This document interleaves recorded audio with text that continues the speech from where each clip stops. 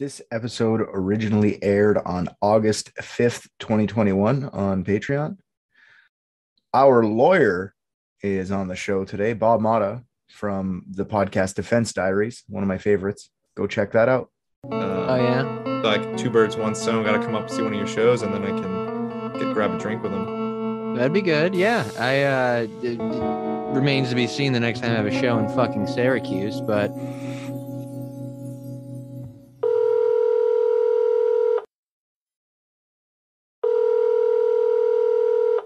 Hello, Richard. Bob. Man, I just got some correspondence from these fucking people, man, and I need to know what you're doing about this dog thing, man. I mean, what is going on? I don't even know what this letter's about. You need to explain to me so that I can try to help you. I'm not optimistic. I have to tell you right up front, I'm not optimistic. Bobby, you know us. We're fine. I heard about this bridge and I wanted to go check it out. I wanted to stop this from happening anymore. You know what I mean? I didn't want to, I went there pro bono. The guys don't even know about it yet. How exactly do you think you're going to be able to stop it? I mean, seriously, come on, man.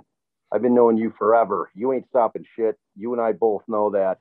Now you're looking at a giant lawsuit. So you better get to solving something, buddy. Okay, well, we did. I did great. You don't even know. These guys are going to help me out with the rest of it. I was just going to bring it to the table with the boys. We were going to go through it all, and we're going to figure. We got the last couple little minutes left of it, and it's done. Bob, don't worry about it. They don't have to sue us. Well, look, man. People can sue people for anything, and these people are suing your ass. Okay, and we're looking at six figures here, pal, because the emotional distress. Oh, dude, it's unbelievable. These people. They're beside themselves. So tread carefully and you better get it solved. That's all I can tell you. Okay, well, let's go through it. We'll figure out. And we got this. Don't worry. And gets just in case we don't got this, you got a bit of money stashed away, right? We'll make it work. Don't worry, Bob. I got this. An elite team of private detectives. What if balloons are aliens? Maybe that's the key component we're missing. Cover-ups. John's guilty. Mysteries that need to be solved. Maybe Mormons need mountains. Richard, shut up.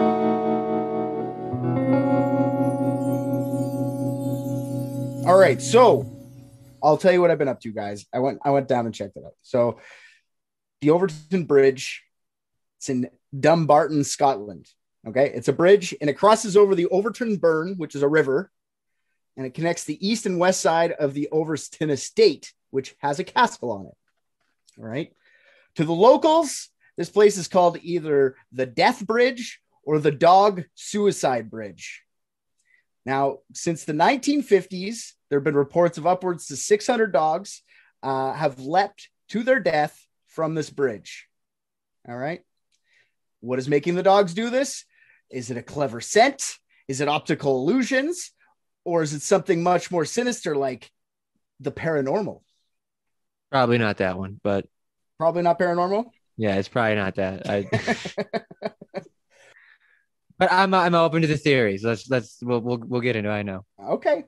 Before I get into any of that, we've learned a couple things being dicks so far, boys. What's a couple things you've learned? What have you learned so far, RJ? Being a dick? Being a dick. Being a private dick. Oh, you mean solving mysteries and shit? Yeah. Oh, I've learned that I am not good at it. Okay. But I can lean heavily on Rick. That's right. I was going to say I learned that I can very specifically and conveniently get opioids in Baltimore. And I just got back from Virginia, so I did drive through. Yeah. Well, that's a win. That's a huge win. That's our lawyer talking. So that's wicked. Did you learn that from The Wire? Because, that is pretty much true to life. So I'll talk to you when the recording stops. Smart. Excellent. Good work. Well, what I've learned is so far, what's helped us out the most is to figure out what's going on. We have to figure out what happened. So here's a little history for you guys. Dumbarton has a population of 20,000 people, and it sits upon the bank of Scotland's River Clyde. Now, it has a reputation of being a shitty small town. The people there all called it shit. One of the articles that I was reading about this, the guy interviewed 5 people from town, and all of them called it trash. And they said, "Why are you coming here? It's garbage." So it's known as a shitbox town. Super surprising that it would have a suicide bridge then. For dogs are the happiest things ever, and they're jumping off the bridge. So Yeah, they all think it's a shit town until you call it a shit town. Now we're looking at a slander lawsuit. Yeah, Great. You're just piling it on. Piling it on. Great. It's known. Okay, so it's known now as a shit town, but in the Middle and Dark Ages, it was the capital of the kingdom of Strathclyde, Which was a shit kingdom. It was ruled by the ancient Britons. So maybe, because I don't like British people now. No offense, British people. You're really cutting down on the number of listeners that you can have. You got rid of all of America last week. You're getting rid of the UK this week. Nah, British people know I'm fucking with them. It's the Britons. It's not the Britons. I don't like the Britons. That's who is the kings. All right. So the castle, Dumbarton Castle, was a strategic military location, and it sat on top of Dumbarton Rock. And even the mythical Merlin was said to have had supper there. So this is a pretty famous place from the old times, the olden days. It's famous because a fantasy wizard supposedly dined there. That's what you say. Fantasy. I say reality. You prove that Merlin didn't exist. Prove it. Prove that he didn't exist. Exactly. I'm guessing that's going to be as difficult as proving he does exist, which somehow makes you right, I guess. You got me. I've seen pictures of him. Photographic evidence of Merlin. Does he look like Sam Neill? Yeah. Roadhouse Sam Neill. Oh, okay. So Overton is a nearby plot of farmland. There are farming areas. They were still farming areas from like the Dark Ages, Middle Ages, all the way up until 1859. And then it was acquired by Scottish industrialist James White. And he just got it started in his family business, which was chemical manufacturing. Okay. He actually became a partner in his father's chemical business in 1851. So 8 years before that. And after lots of years of success, he wanted to buy some land so his wife could be near his hometown, which was Dumbarton. The land, he bought that with the intention of actually building a mansion. And he hired a famous Glasgow-based architect at the time, James Smith, to design and contract the houses. And it was built in 4 years. So if you look at the castle, it's a pretty, I call it a castle. It's really a mansion. But if you look at it, it's fucking huge. They did that in 4 years. They can't even fix the potholes in my town in 4 years. I like the old school guys. I know they had like slaves, but I mean, they got shit done. You know what I mean? Oh, man. Oh, man. All that matters is the outcome, right? I'm not saying we could do that today. It's just crazy how they could do that back then. You're just saying, knowing they have slaves, it's cool what happened. I get it. God, the suit grows. It's cool that they could do that shit. Because they had slaves. I hear you. I'm trying to think of a joke that doesn't burn me. I think I'm just gonna back away from that one. Yeah, I think it was the work ethic. We'll go with the work ethic theory. That's that they just had a better work ethic back then. The slaves? No, fucks. No, I'm not even slaves? saying that word. Jesus, what is happening here today, guys? Oh wow. This is getting dark. Oh my God. You can't even it's not, put it this way, it's not a thing that didn't happen. So like we can't say the word slave anymore and then it's bad. Like they had slaves. It's crazy that they could build shit in 4 years. I don't approve. I'm just saying it's crazy that could happen. It's crazy that fucking people used to fight in the Coliseum. They make movies about that shit. I'm not saying we should have Coliseums now and get the swords out and watch fucking people just hack each other's legs off. Not cool. Here, feed them to a lion. Now that I'm down with. As long as they're not indentured servants. I'm pretty sure all the goddamn gladiators were slaves too. They were. Anyway, they were. He says, yeah, approved. To completely change the subject, I lived in a castle while I went to college. What the fuck are you? I'm not even kidding. I'm not even kidding. Are you a vampire? What? There was a castle on my college campus, and they let like 14 people live in the top of it. Me, Vlad, Nosferatu, we all just... Were you called Lord Getz? I don't know how. I think he just randomly got picked, but also it was like 80% female, so my odds were pretty good because there was a guy's side and a girl's side. Yeah. 2 dudes and 12 chicks. That sounds like a coven. That sounds like what vampire ratio of people. Usually like 2 master vampires and a bunch of women vampires. Yeah, just hanging out from the ceiling upside down into the wee afternoon hours. I thought that was a murder of vampires. Yeah, a murder of vampires. What's a pack of vampires? Must be a murder. It's not a fucking coven, I'll tell you that. That's like witches. That's true. Okay, so Overton Mansion is actually a 45-minute walk uphill on a narrow, unpaved path to the farmland of Dumbarton, like to the city of Dumbarton. So it's a little bit of a walk, and you can't really take a car there even now. It's paved up there, but it's a little far away from the town, but still, it's nice. White and his family moved into the mansion in 1862, and then in 1884, James White died. 7 years later, his wife died, and their son, John White, moved into the estate and took over the family chemical manufacturing business. Now, I bring these people up because this is like 60 years now of having a chemical factory in this little town. So that comes up later. Just keep that in mind. It was 1800s with a chemical factory. Probably not good. No. Tanning solvents, like, sinking into the drinking water. Sounds bad. Everywhere. Yeah. So his son, John, wanted to expand the mansion. So he bought some more land and expand the mansion so that the western and eastern estates were split by a waterfall and a 50-foot gorge with a small river running through it. That's the Overton Burn. So to connect the estates, he got the bridge started in 1895. It was finished. I think it was 1895 it was finished. So we got it started a couple years before that. The bridge is constructed using rough-faced ashlar. That's like, I looked that up, and that's like it's like that old-timey fucking, it doesn't really weather. It looks, and it's easy to melt with it. It's just cool that it's built. It's old school 19th century American fucking built bridge, baby. Wait, American? Or sorry, European. God damn it. It's not American. It's Scottish. I'm retarded. That's all. You have our wonderful country on your mind. I understand. We are the center of everyone's world. I'm a quarter Scottish, so I'm down with that. They build great bridges. That's just a fact. Yeah, it's a true story. They're known for their bridge building.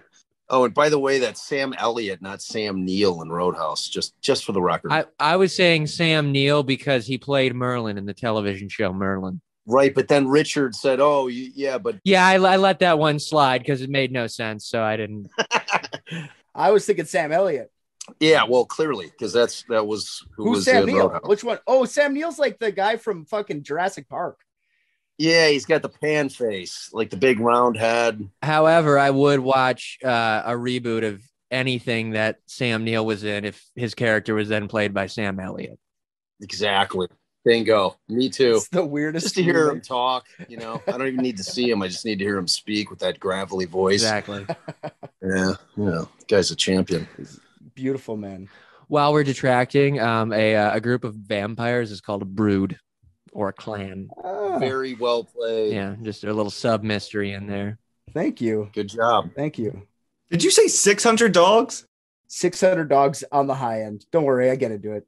This place is in the middle of fucking nowhere. Where are these 600 dogs even coming from? It's over since the 1950s. We'll get to it. It's not in one day. Well, it's over years, 50 years. 2 dogs a year. Anyways. All right. When we get there, I'll pull up a map and show you how far away it is from like civilization. For sure. Who taught you math? Two dogs a year for 50 years. That's 600 dogs. The same guy that taught him about, movie actors and what roles they played. That guy. Same guy. Man, Bob, you must really make a lot of money off of him. Fortune. I'm retired now. He pulled me out of retirement. What do you want me to sign, Bob? What do you want me to sign? Don't read it. Just sign it. Okay. So the bridge comprises of 3 arches, one giant one in the middle to let the river through, and 2 little small ones for pedestrian paths on either side of the Overton Burn, just so you know. So in his later life, John was elevated to peerage and declared Baron Overton. So he got a baronship, which is I find kind of fun. John White's greatest legacy might be the aberrant working conditions at the chemical factory that prompted Labor Party leaders of 1899 to write about the conditions of the factory in a pamphlet entitled, and I quote, white slaves. So that's how bad of a douchebag this guy was. Everyone was like, you're even making the white people slaves back then. Well, that makes me feel way, way better about the whole slave talk, though, to be honest with you. That makes me feel worse because that means those people were racist as shit. Like, we don't deserve to be slaves. We're white. Yeah, Make exactly. some of the dark people slaves. They were probably enslaving the Irish. You know, I mean, the Scots and the Irish didn't really get along that much. So, you know, I'm assuming that they were Irish people, which is I'm a quarter Irish. Yeah, you know, I mean, it's just a thing. They're prickly over there. They're more racist than we are. They're able to be racist against each other, and they're all white. Right, exactly. It turns like strictly to ethnicity as opposed to race over there. It's like, oh, you're fucking Irish. You are my slave now. Insane. So just so you know, many people died under the care of John White from the most horrible ways. Long-term exposure to chemicals, silicosis, and just plain toxic waste poisoning. Or John White wanted his legacy. It could have been that he put so much toxic chemical waste into the River Clyde that it still has environmental effects to this day. So maybe that was his legacy.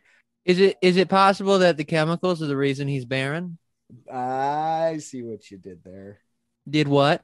I thought you meant like Barren. Yeah. But he's really, I see what you did. It's a play on words. I see what you did there because he's Baron, like Baron Von Trapp, but Baron Overton. Oh, okay. My bad. Yeah, he's Baron, like Trump. We should explain all of our jokes more often. I like that. Yeah. Joe. I usually don't know what you guys are talking about, and I try and go back to the suicide dogs, but I like the whole explaining it. You're welcome. Because he's not listening 80% of the time. So. All right, listen, asshole. You just said that you were relying on me. You want me to solve the case, or do you want me to listen? I apologize. I asked too much. You do you. So I know what Lord Overton hoped his legacy would be is that he spent like millions of what's equal to millions of dollars in today's money that he spent on the Presbyterian Church. Made him feel definitely better for being a shitty person. So he was a big religious dude. But anyways, he died in 1908, childless. So the barony died with him. So he was the first and last Baron of Overton. So he was Baron. Yeah. He was. Baron, yeah. His wife, Grace Eliza McClure, she was the Baron one, or Lady Overton, died in 1931, living a very solitary lifestyle. So once he died, she just kind of lived in grief in that castle by herself. Sad, you know, barren. Not really. I bet she was a fucking bitch too. Yeah. She was probably just rancid. And, you know, people called him Baron Squared behind his back. Yeah. Yeah. The heir to the Overton mansion was their physician nephew, and he didn't like to go visit the mansion. He ended up just giving the house and the bridge to the people of Dumbarton in 1938. A part of it was donated as a park that still stands today, bearing the name of its last real baron, John White. The estate and bridge survived World War II by opening as a boarding house to wounded WW2 soldiers. So that was kind of good. Didn't actually get bombed, there was lots of bombings nearby, but nothing at the bridge. So it's cool. Oh, that's too bad. Unfortunate for sure. For the dogs. Think about how many dogs could have been saved if they bombed all those wounded vets. Yeah, see, if the Nazis just would have bombed the bridge, we could just have some 50 dogs saved. Thanks, Nazis, for fucking up again. You know, what really bothers me is when I search the Overton Bridge and look on Google Images, every fucking stock photo has a dog in it. What assholes are taking their dog there? After the war, the house was converted to a maternity hospital, 1947, and that hospital actually stayed open until 1970. And then it remained empty until 1975 when it became a tourism-type board building for the Dumbarton district called the Quality of Life Experiment, which I found was pretty fucking funny. That's what they call their tourism board, the Quality of Life Experiment. That lasted a year. And then in 1976, it was taken over by the Spire Christian Fellowship. It's like kind of like a summer camp for Christian youth.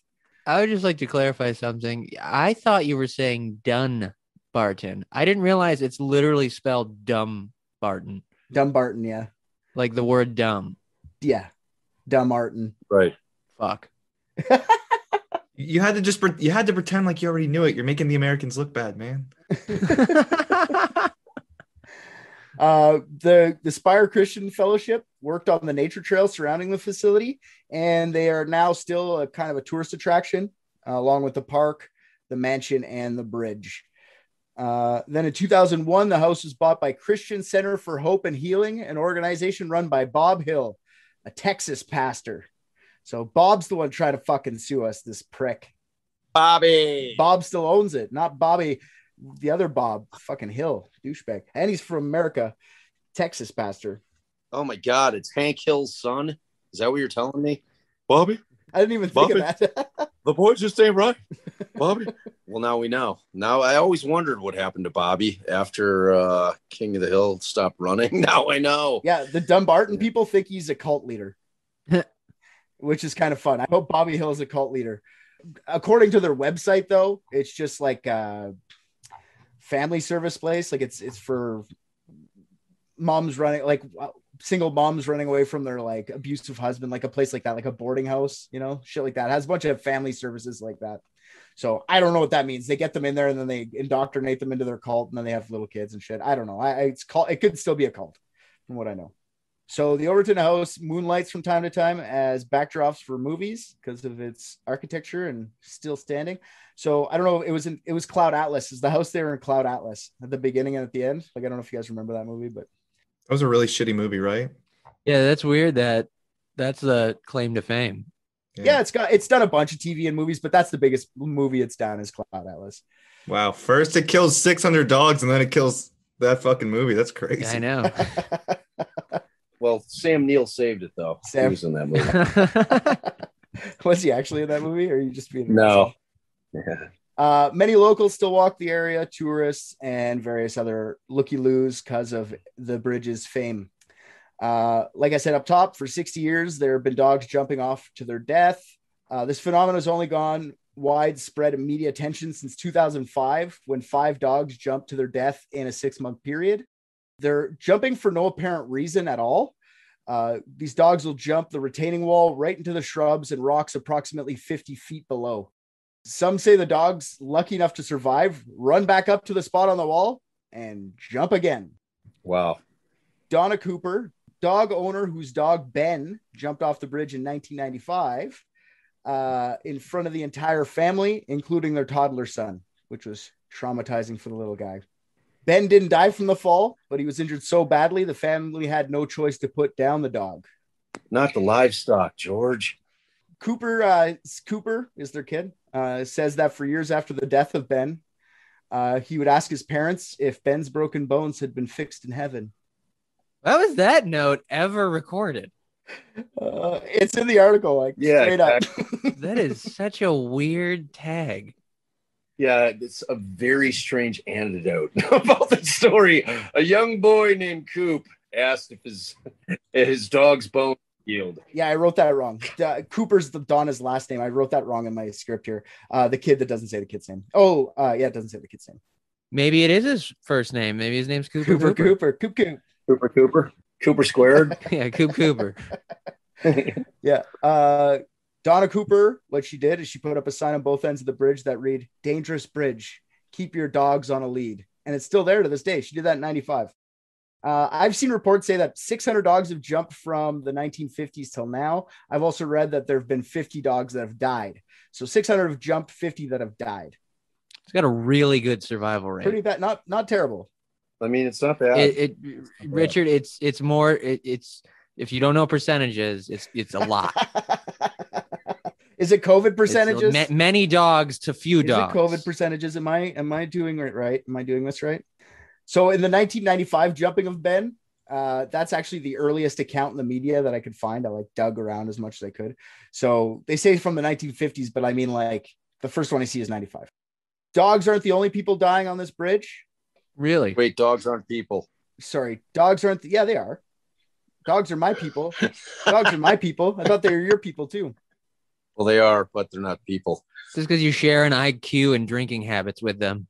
Just because I drink out of a dish doesn't mean I'm a dog. It holds more liquid. In 1994, Kevin Moy killed his 1-month-old child throwing it from the Overton Bridge.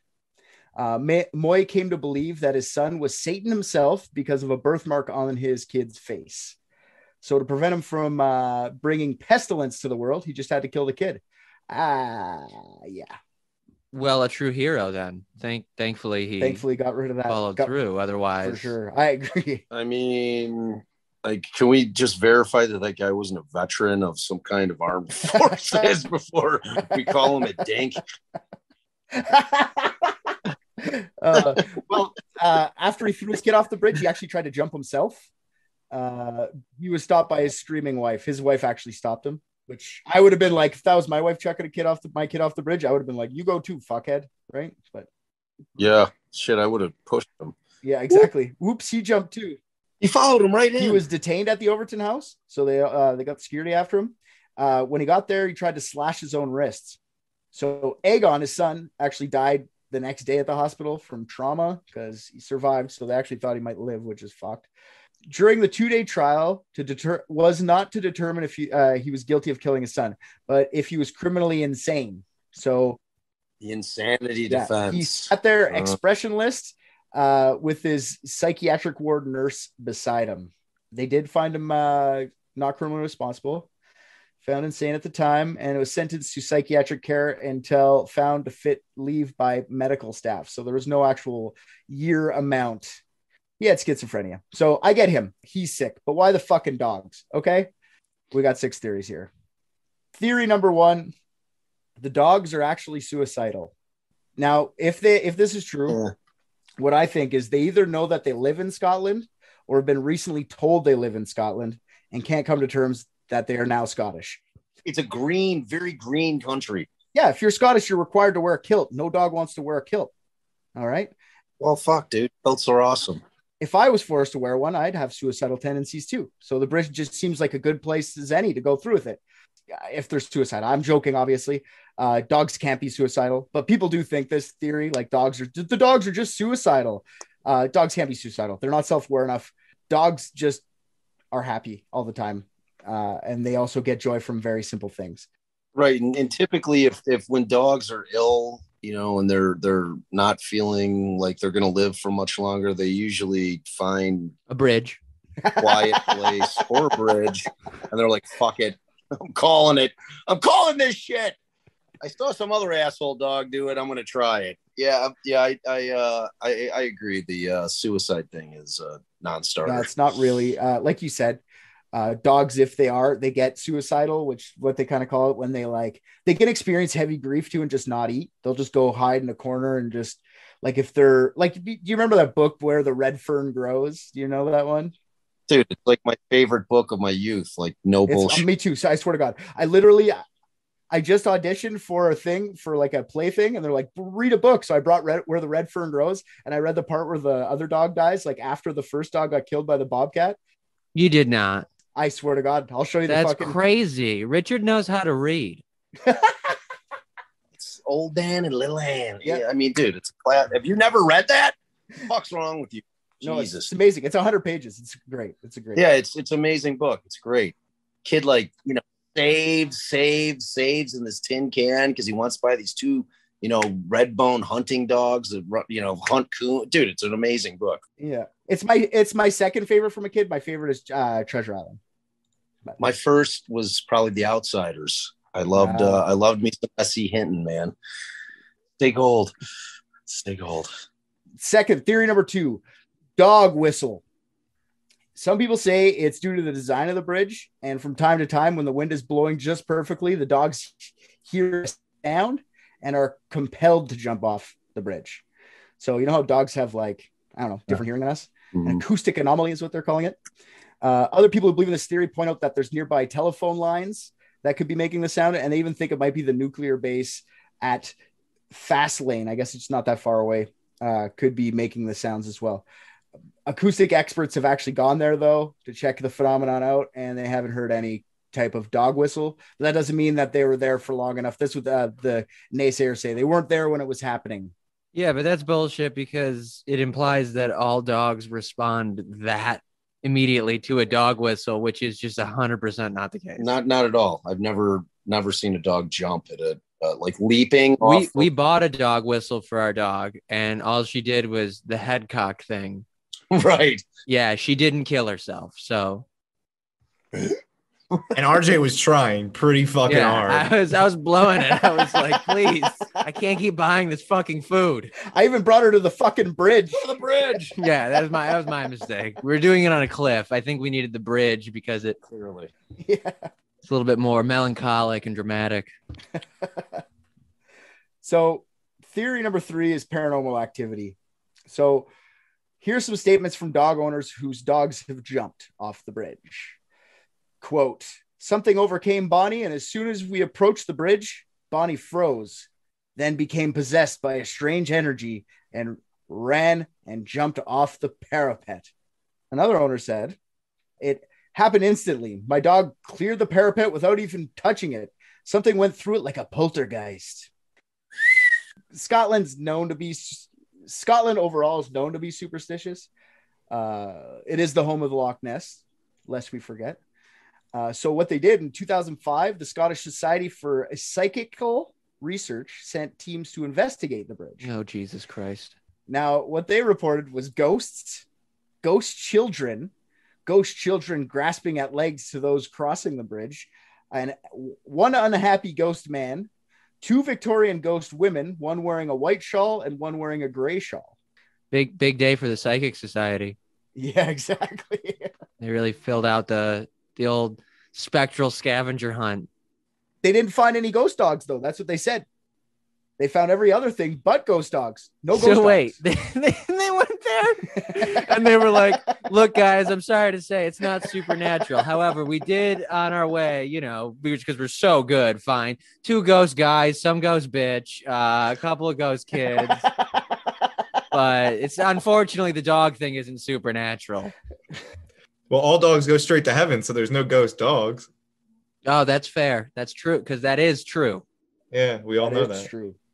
That is true. I've seen a multitude of movies about that. Some were saying the psychical research guys were saying maybe these ghosts are people that worked in the factory, John White's factory, people that died in that experiment. Also, a psychic, Mary Armour, visited the bridge with one of her Labradors to investigate. So she brought her own dog. Was the dog psychic too? Of course. Yeah. Don't be absurd. Obviously. Mary Armour, psychic dog handler. Once she got there, she said there is no unusual sensations except for calmness and serenity. She did admit her dog did pull her to the edge of the bridge while walking him on his leash. So, okay, the dog was just curious. Relax. The most famous ghost is said to be the ghost of the grieving wife of John White, who is seen often in ghost form around the property, still grieving. She is said to coax the dogs off the ledge of the bridge. No one knows why she would do this, but that's the belief. What a stupid fucking theory. Yeah. This woman's just upset. Yeah, let me just get some dogs to jump off a bridge. This is how you know ghosts aren't fucking real, is shit like this, because people will do anything they can to try to make it a ghost, and it's going to sound absolutely absurd. Boo.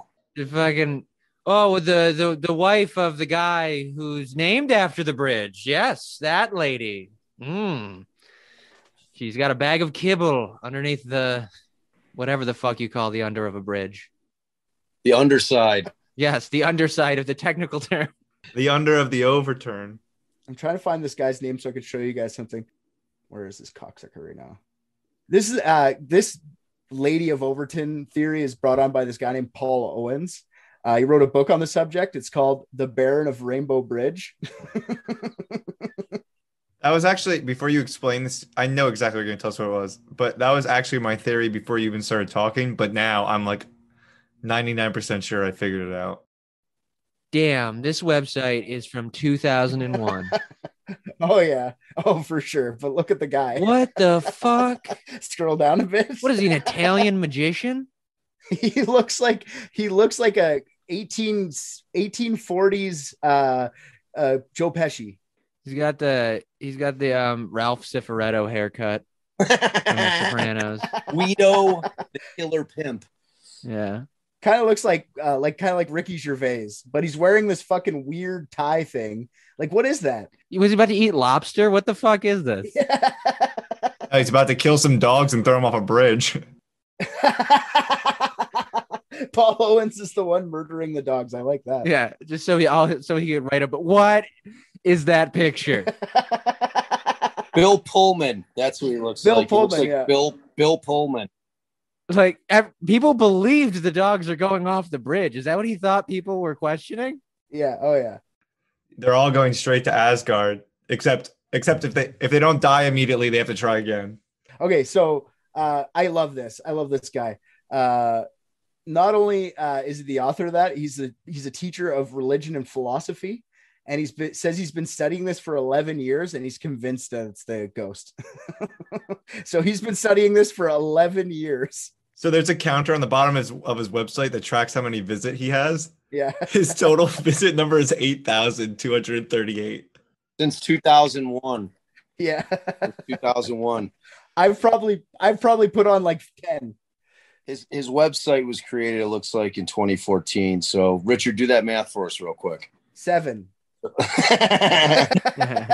That's 600 dogs a year.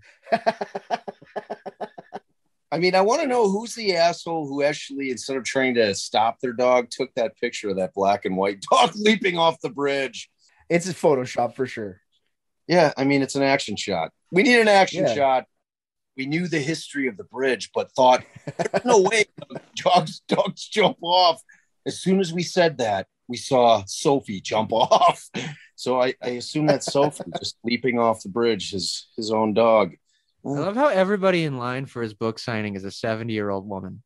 That's what I was thinking. Awesome. No, that one dude with super long hair all the way in the back.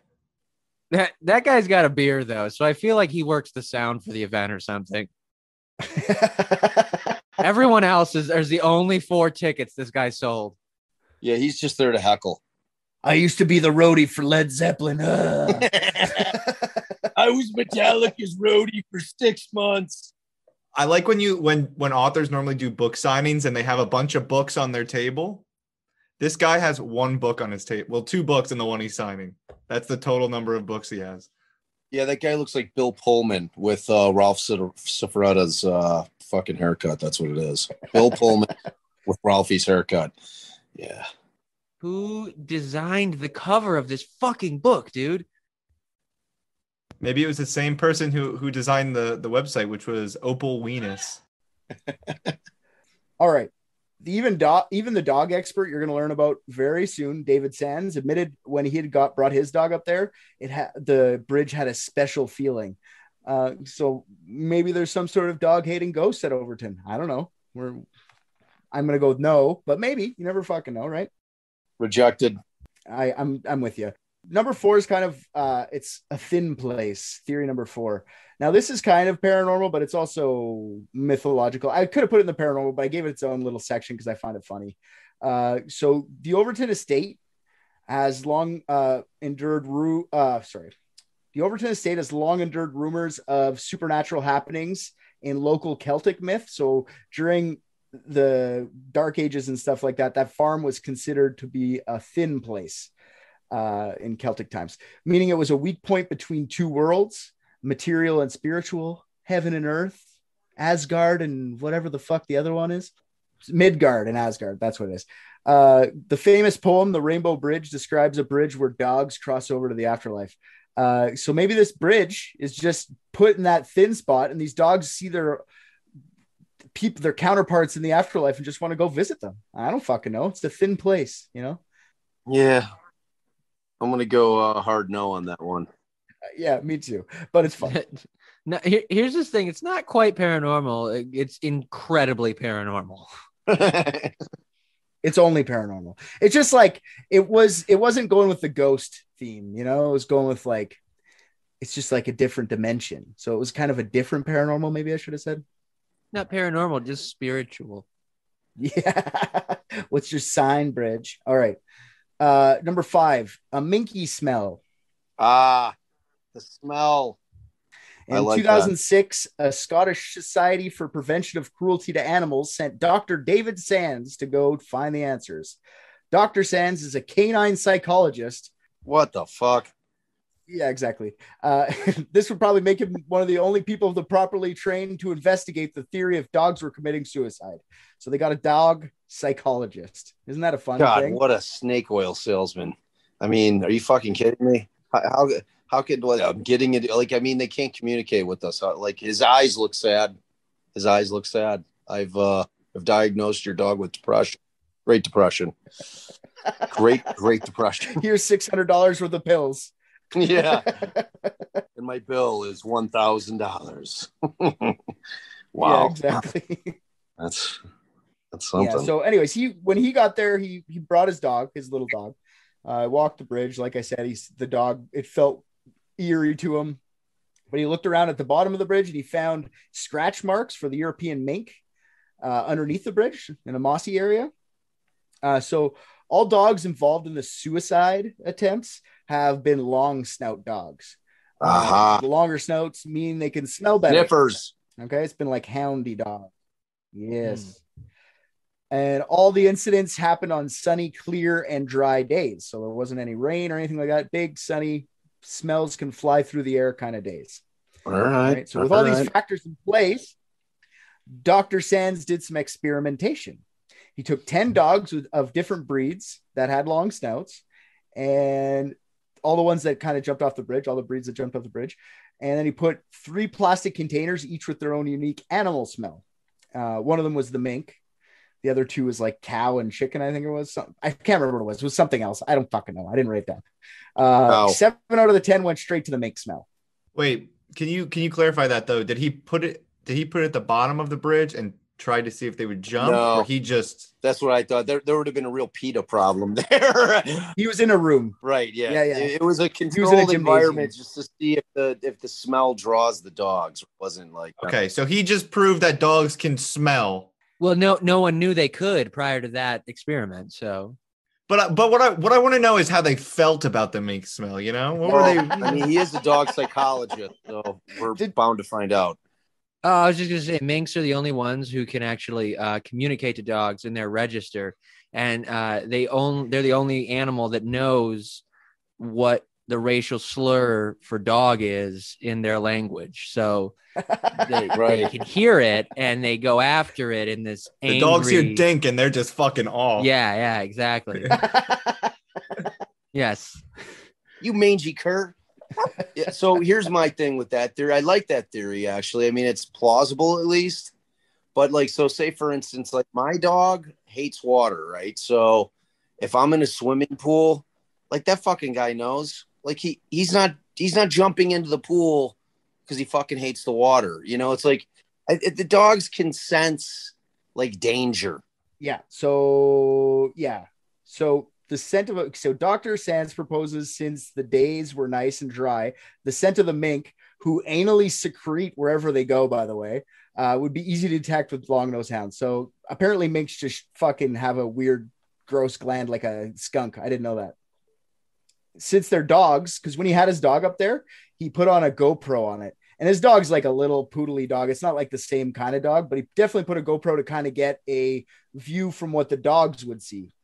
All right. So they can't see over the ledge, according to his video, and they jump up onto the tapered ledge. So it's like on an angle on either side. So they'll jump up trying to find the smell, and they'll just go into hunting instinct and accidentally fall, and not even knowing there was a ledge there. Right. The reason they didn't start jumping until the 1950s is that the European mink was only introduced to Scotland in the 1930s, and they didn't make their way to the mansion for another 2 decades. So yeah, the dogs just couldn't see. So they would smell and they would assume, because if you drive up to that castle or estate, the bridge looks like it's on flat ground. It doesn't even look like there's a ledge. You'd have to look over. You can hear it. You can, from the video I saw, you can hear a river passing through underneath it. But just by visually, if you're walking from a far distance, it looks like just straight on. Then you get there. Obviously, it's a fucking bridge. But dogs aren't that smart. What you're telling us, which does clarify things. I was under the impression that they were standing like on the ledge, like, you know, on the railing of the bridge that I see behind you, and then leaping. So what you're saying is they were essentially just from the ground. They'd catch the scent and then they'd just leap over whatever the little sidewall is to their death. Yeah. So they weren't standing on the ledge looking over. No. Like, oh shit. Okay, well that makes more sense. Yeah, the dogs will hike, but there's a couple theories in his, holes in his theory. So it does make a lot of sense. But if you think about it, the dogs have been jumping off from the same spot for years. It's not like they jump off all over this place. So why would it do that? It seems like a weird place to do it, right? And when they survive the fall, why do they run back up and jump off again? Now they know there's danger, right? I don't think they would, first of all, just jump off again. They'd probably go to where the mink smell would be under the bridge. And why do the owners of the dogs say that their dogs got possessed where they were different dogs and just jumped off? Was it a smell that changed their personality that much? Or was it ghosts? Ghosts. It's probably the fucking smell. Now, the last theory, which is my theory is it's not really happening and people are dumb.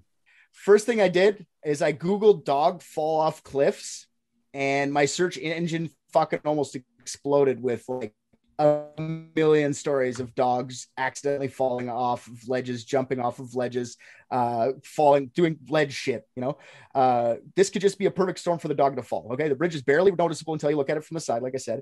And while driving on the road, it looks flat. Okay. And at first glance for a human, even I was confused. So, and I'm smarter than a dog. I don't know if I can count anymore, but, I think the real issue here is that people aren't leashing their fucking dogs and letting them run around in dangerous spots. It has nothing to do. Like I look back and I think I could find 6 places where someone said that their dog had jumped off. They say there's 50 that died and 600 that have jumped. Well, there'd be more somewhere, especially when they started getting dug up, right? 6 is all I could find. And that's since the 50s, since 1995, actually, because that's the first one I found. So right. I don't know, man. It's a bridge. There's dogs. People are stupid. That's what my theory is. I don't think that even the scent thing even makes sense because all he did was fucking get the guy to like put them in a room and said, "Can you smell animals?" I agree. They can. Yeah, that is right. That's no bearing, So yeah, I don't know. I mean, that is an inordinate amount of dogs to jump over a fucking bridge, though. I mean, well, how many people cross that bridge, per year? I mean, is it like a you said there's every dog owner in the area. So, but there's only 20,000 people. Glasgow's not that far. People go there for historical shit. Like they go and look at the house, right? That's it. It's not. And then there's that whoever lives on that fucking compound, the cult kids, all the cult people. So there can't be that many people going up there with dogs. You're right. Yeah, and I mean, look, dude. Once it becomes like kind of fucking well known that your dog might jump off the bridge, what kind of fucking asshole brings their fucking dog over there? Like, oh, I'm going to see if my dog will jump. Yeah. I mean, what kind of douchebag does that? Like, seriously. I mean, like good old, whatever is Bill Pullman with Ralphie's Hair fucking wrote that book in 2001. So it's like, it's been out there. The story's out there. It's like people know about it. Yeah. So, yeah, I mean, that's, that guy's a teacher at Glasgow University. Pump the brakes for a moment. I don't think people know about it because of that man's book. I have a feeling he's not really hitting his projected sales figures. Yeah, but it's unfair to him because had it not been for 9/11, the book would have been huge, but it was overshadowed during the time. That tracks. I believe you're right because he and George Bush are mortal enemies. I've heard that. And yeah. And because George Bush knew that was going to happen, that's why he did 9/11. So. George Bush is a skinny tie guy, and Paul Owens is a large tie guy. Right. He's a big fan. Yeah, he kind of jumped the shark on that though. I think back in 2001 when he. I think Paul Owens is like, look at this, George Bush. I can make dogs jump off a bridge, and George Bush is like, watch this. I can make guys jump out of a building.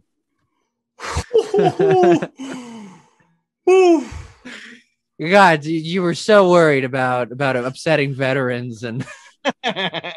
Oh man, I give a fuck a little bit, but I'm glad I didn't say it. Yeah. Never forget. On that note, what I'm saying is I also agree that it didn't happen because every article or research that you can find says a different number. Some say 50 to 100, some say 600, some say 300. And I could not, for the life of me, find a list because I was going to find a list, figure out all the weather patterns, figure out whether or not it rained during any of them, because then that supports the smell theory. But if nobody's making a list of this, it can't actually be happening. I like that. That all tracks, because I think maybe the real mystery here is why does Dumbarton suck so much that they need to say it's the hot spot of dog suicide of the world in order to feel interesting? I think the real problem is how do we go to Dumbarton and fix their self-esteem issues? Exactly. Okay, you're talking about a town that coagulated from the swamps of a chemical plant. And this is what they think. Listen, is... also, you have a real opportunity, right? If you're the town that owns the dog suicide bridge, right? Market the fuck out of that. If you look at this place on here, I'll share my screen. If you look at this place on Google Street View, what the fuck's going on here? This doesn't even look like a nice place to walk. Jesus Christ. This is garbage. What is that large random van? That dumpster is bigger than the van. They claim that there's a ghost in this window up here. I'm pretty sure it's just a glare, but wow. Ghosts? No, look, I mean, for starters, I don't believe in ghosts, but if I did, I'd be fairly certain they wouldn't even want to fucking hang out there. So I can't read this sign, but I'm willing to bet that it says, don't let your dog jump off the edge. Right. It probably says, what the fuck are you doing here? If you can read this, you've made mistakes. Throw your dog off the bridge. Yeah. I mean, look, there's other places to walk. You don't need to go across that bridge.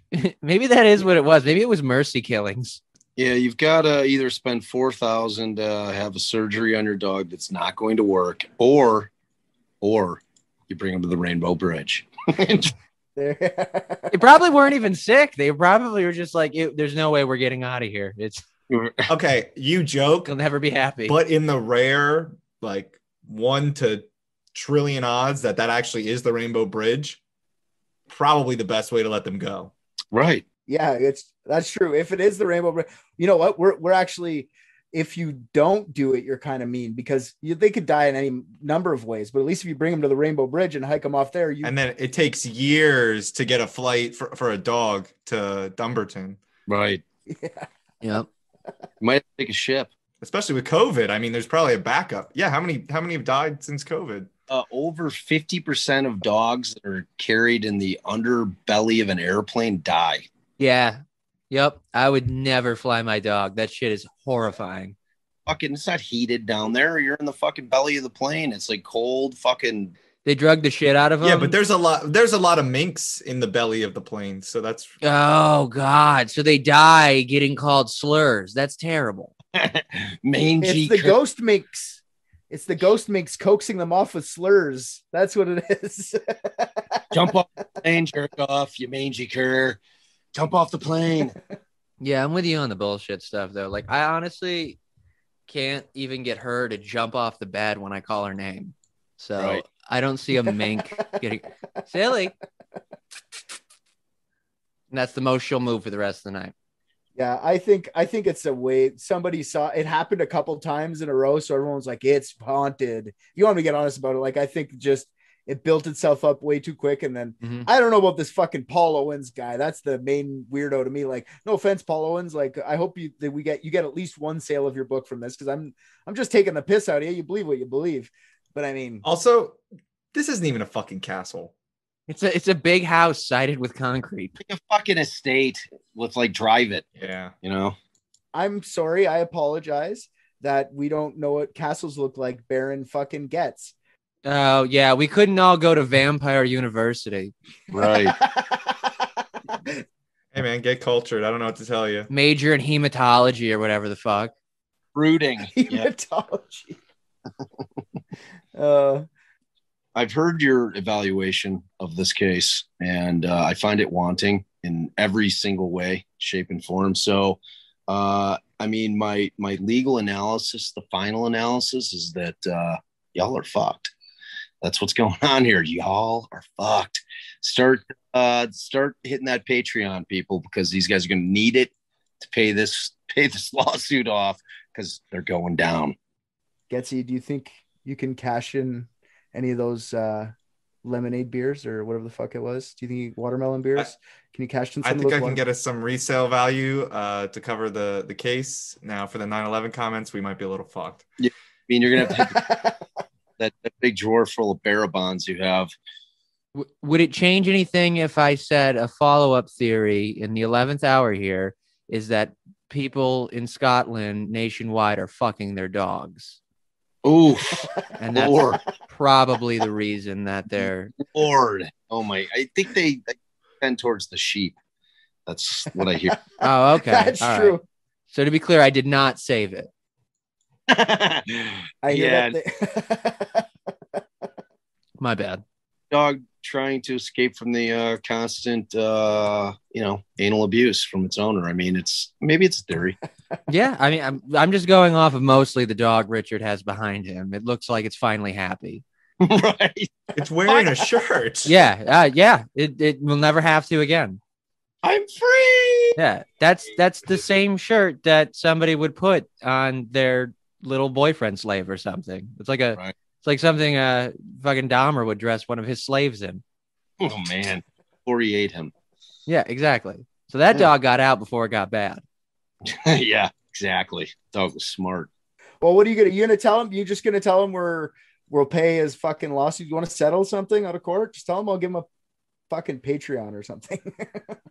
We don't want this going into court because, the way that you sometimes ramble on and offend everybody, we're looking at multiple lawsuits if you get on the stand and just shit all over everybody. So I think our best option here is to, gather up funds and go at them with, a reasonable settlement, and I'm thinking, like a box of Milk-Bone dog biscuits and a big bag of dicks, and then go fuck themselves. That's my, Okay. that's, yeah. I like it. One final question: would killing Paul Owens help? I think so. Okay, well then I have good news for you guys. We can talk about it next time though.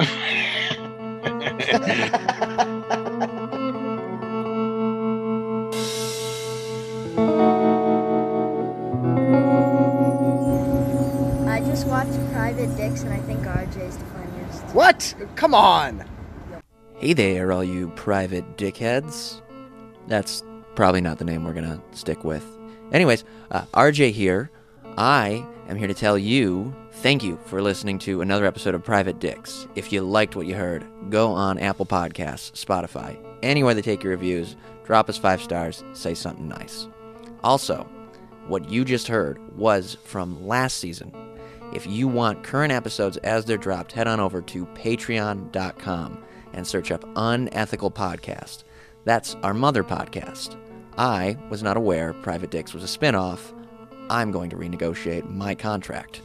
On Patreon is a full 16-episode season, more of Private Dicks, uncut videos of each episode, and many more things are getting added all the time. You can also find all of Unethical's content on there, so go listen to that. And if you're already a patron, fuck yeah, dude. You're the best.